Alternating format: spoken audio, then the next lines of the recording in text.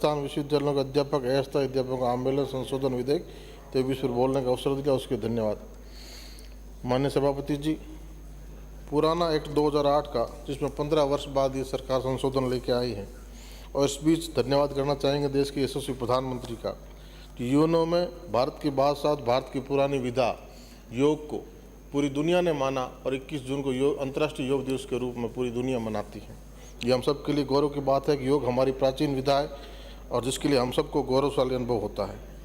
15 वर्षों बाद इस पुराने पूरे अध्यादेश में उसमें बिल में संशोधन आया है।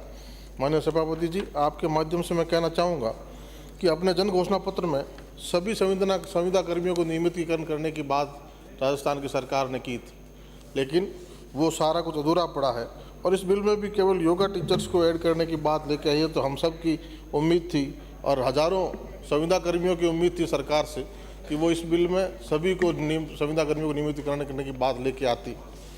आदरणीय सभापति जी, राजस्थान विश्वविद्यालय विधेयक अधिनियम पुराने अधिनियम 2008 की धारा 6 में प्रस्तावित संशोधन के संबंध में अपनी चिंता और आपत्ति व्यक्त करता हूँ। मेरे मानना है कि हालांकि लंबे समय से कार्यरत अस्थायी शिक्षकों को शामिल करने का उद्देश्य सराहनीय है, लेकिन हमें संशोधन के विशिष्ट प्रावधानों पर आपत्ति है।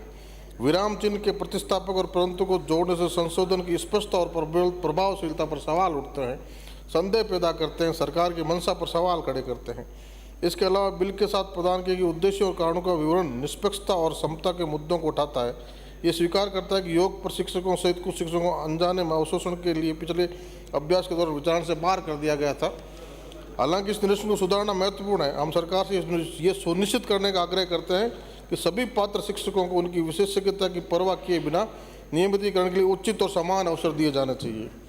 इसके अतिरिक्त अस्थायी शिक्षकों की परिभाषा में योग प्रशिक्षकों के लिए अपवाद को शामिल करना उनके मूल्यवान योग्यता को मान्यता देते हुए विषय वस्तु विशेषज्ञता के आधार पर अधिमान्य उपचार के बारे में चिंता पैदा करता है। माननीय सभापति जी,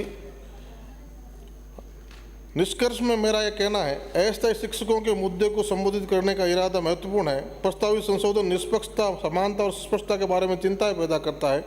हम सरकार से संशोधन के विशिष्ट प्रावधानों पर पुनर्विचार करने और ये सुनिश्चित करने का आग्रह करते हैं कि सभी पात्र शिक्षकों को विषय विशेषज्ञता के आधार पर किसी भी अधिमान्य उपचार के बिना नियमितीकरण करने के अवसर प्रदान किए जाए और इन संशोधनों को माना जाए और तब तक इस विधेयक को जनमत जानने के लिए प्रचारित किया जाए। धन्यवाद।